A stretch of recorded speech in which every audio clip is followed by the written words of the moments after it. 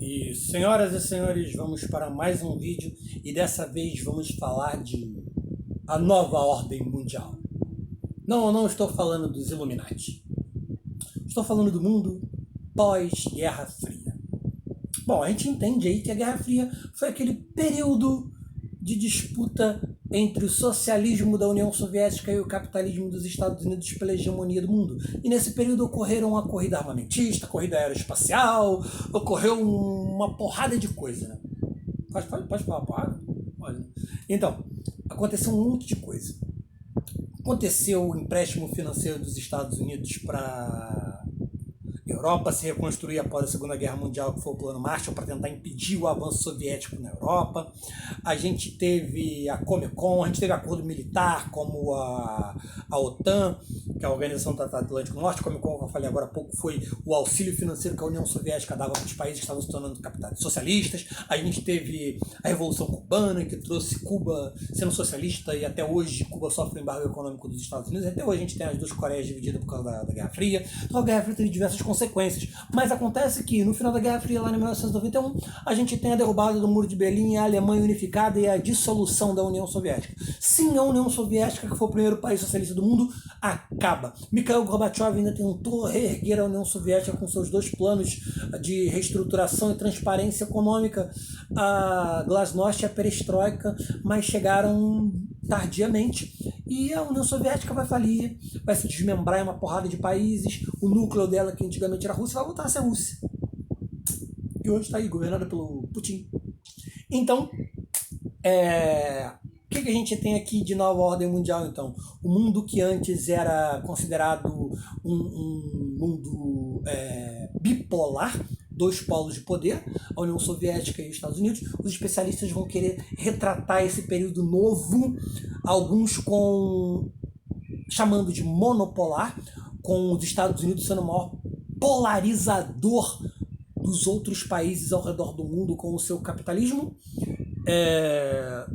Lógico que se você pegar aí as aulas sobre capitalismo, você vai ver que não existe país com capitalismo puro, não. Alguns elementos de outros sistemas políticos, como o próprio socialismo, vão ser utilizados em políticas de bem-estar social e tal, mas enfim, o capitalismo vence, né, esse período de Guerra Fria.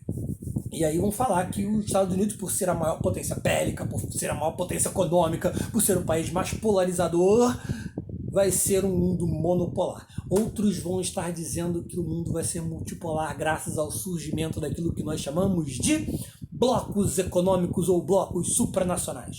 Blocos supranacionais vão ser acordos entre países que geralmente possuem alguma proximidade geográfica para crescimento econômico conjunto. Como assim? Tipo o Brasil, que faz parte do Mercosul, criou o Mercosul ao lado do Paraguai, do Uruguai e da Argentina no Tratado de Assunção, com uma série de objetivos para que esses países pudessem crescer em conjunto, aumentando o comércio entre si, facilitando as trocas comerciais entre os países. O bloco econômico mais bem consolidado e desenvolvido que a gente tem notícia é a União Europeia. A União Europeia, nem todos os países da Europa fazem parte da União Europeia, mas ele é um bloco tão afunilado, tão estreito, tão profundo entre os países uns com os outros, tem um aprofundamento tão grande que muitos dos países, no caso acho que são 17, a Europa acho que tem 48 países e 27 fazem parte da União Europeia, 27 não, porque a gente presenciou recentemente o Brexit. Bretanha, exit. A saída da Grã-Bretanha da União Europeia. Ficou numa burocracia gigantesca, plebiscito, um monte de coisa foi acontecendo e é lógico, teve os motivos para a Inglaterra estar saindo, só que a gente não está falando agora do mundo agora, tá? Então, alguns desses países, se eu não me engano são 17, eles assinaram o acordo de Schengen. Eu não sei se estou falando certo, Schengen. Esse acordo, ele afunila ainda mais as relações entre alguns dos países europeus, porque eles abriram mão da sua própria moeda. Alguns desses países, não são todos os países da União Europeia que abriram mão da sua moeda, tá? Apesar de fazerem parte da União Europeia. Como eu disse, não são todos os países da Europa que fazem parte da União Europeia. Então eles abriram mão da sua própria moeda, 17, se eu não me engano, desses países. A gente tem França, a gente tem Grécia, a gente tem Portugal, a gente tem Espanha, e todos utilizam uma única moeda. A Inglaterra não utilizava, a Inglaterra ainda usava a libra esterlina lá. Mas esses países todos aí, algum desses que eu citei, abriram mão da sua própria moeda para ter uma moeda única. o euro, além de ter livre circulação de pessoas e mercadorias. Porque olha só, o bloco econômico ele tenta aprofundar as relações econômicas entre os países, geralmente de que maneira? Diminuindo as tarifas alfandegárias dos produtos comercializados entre os países membros do mesmo bloco. Assim sendo, tipo, as tarifas das mercadorias que são comercializadas de um país que, tipo, da Argentina para o Brasil, vão ser inferiores a que ele estivesse fazendo comércio com qualquer outro país do mundo, que é justamente para que as trocas comerciais, além de serem facilitadas, sejam aumentadas entre esses países que fazem parte do mesmo bloco. Sendo que na União Europeia, eles anularam, cara. Eles anularam todo tipo de tarifa. Portugal vende para a Espanha, que vende para a Alemanha, sem essas tarifas alfandegárias. E a gente tem, nesses 17 países, a livre circulação de pessoas, de mercadoria, de capitais entre esses países europeus, que a gente bem sabe, se a gente pegar e fazer um estudo mais profundo da Europa, uma grande parcela dos países da Europa tem aquele sentimento de xenofobia a quem, tipo, africano, latino, aqui na América, asiático, eles não querem que entre lá no país deles para estar roubando emprego, e os motivos que eles dão para explicarem esse sentimento de xenofobia que eles possuem. Enfim, essa nova ordem mundial gerou esses blocos econômicos. A gente vai ter também diversas organizações multilaterais. Tem alguns vídeos que a gente começa a falar de organizações multilaterais, que a gente tenta trabalhar principalmente a Organização Mundial de Saúde, já que a gente tenta entender quais são as ações dessa instituição, principalmente no período que a gente está vivendo, que é onde esse vídeo está sendo gravado, que é a quarentena do coronavírus. Enfim, essa nova ordem mundial ela vai ser mais polarizada. A gente vai ter países principais polarizadores de determinadas áreas do mundo. O Japão, depois de ter recebido o dinheiro do Plano Colombo no final da Segunda Guerra Mundial, o Japão ele vai se tornar um país disparado com investimento em educação, tecnologia, pesquisa. Ele vai se tornar um país, ele vai ser o berço do toyotismo. Basicamente, a gente pode considerar até o Japão como o berço da terceira revolução industrial, com a utilização principalmente de tecnologia, nanotecnologia, informática, robótica. É o toyotismo ali no Japão.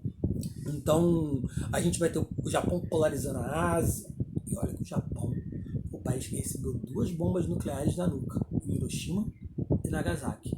Os Estados Unidos auxiliou a reconstrução do Japão, impediu o Japão de investir o seu PIB em armamento bélico. Acho que o Japão ele só pode investir 1% do seu PIB, Produto Interno Bruto, total de riquezas que o país produz, em atividade bélica.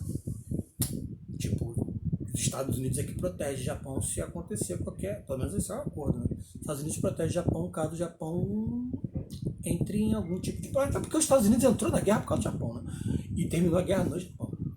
Então a gente tem aí os Estados Unidos sendo aquele camarada que vai ali no Japão proteger o Japão militarmente, vai ter base norte-americana no Japão. O Japão não vai poder investir um seu PIB em arma. Então o que eu vou fazer? Educação, pesquisa, tecnologia. A gente vai ter também a Alemanha, olha só, cara, perdeu 2 guerras mundiais e uma administração fantástica faz com que a Alemanha se torne novamente uma potência econômica no mundo. Então a gente vai ter, principalmente devido aos blocos econômicos, áreas de alguns países, a Europa, no caso, vai ter uma área de atuação muito grande na África, vai ser área de influência, assim a gente pode dizer. E assim a gente tem esse novo mundo, uma nova ordem mundial com o capitalismo. A gente vai ter a busca de alguns de diversas personalidades dentro da política internacional e nacional dentro do país, né?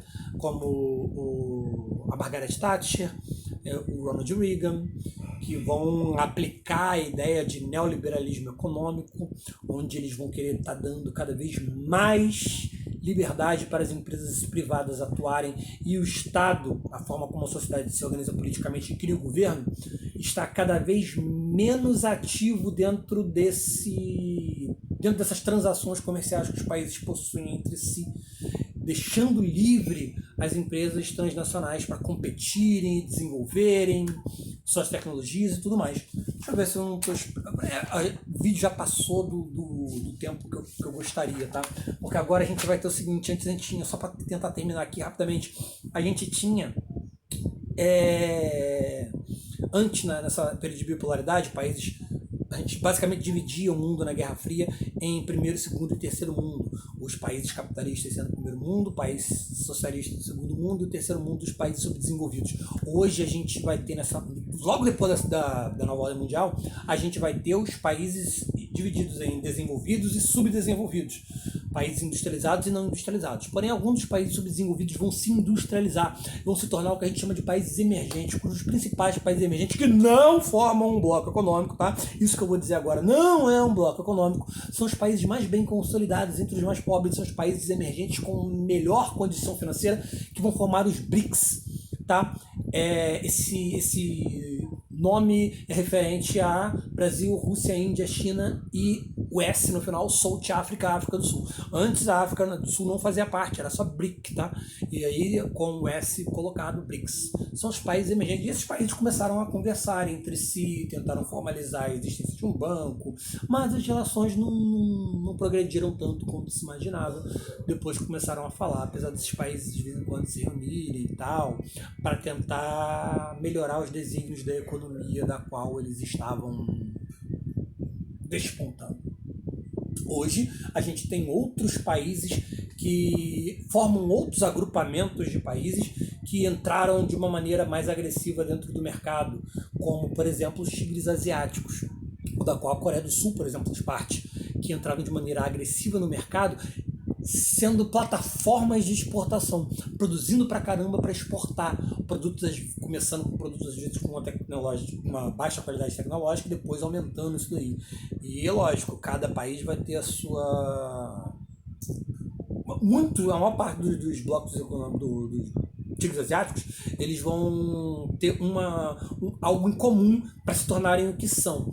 Acho que com algumas poucas diferenças entre esses países. E eu acho que o que mais se destaca em termos de ter se tornado um tigre asiático diferente dos outros é a Coreia do Sul. Mas aí a gente fala sobre tigres asiáticos e mais especificadamente em outro momento, tá? Então a gente vai terminando o vídeo aqui, que já está em 12 minutos. E para upar esse vídeo depois é complicado, não sei, bagulho de qualidade. Vocês sabem aí, não tem apresentação, não tem muita coisa, porque eu não sei editar a porcaria do vídeo. Então a aula é aqui no e vai direto. Se eu errei, e depois a gente conserta. Até a próxima, gente.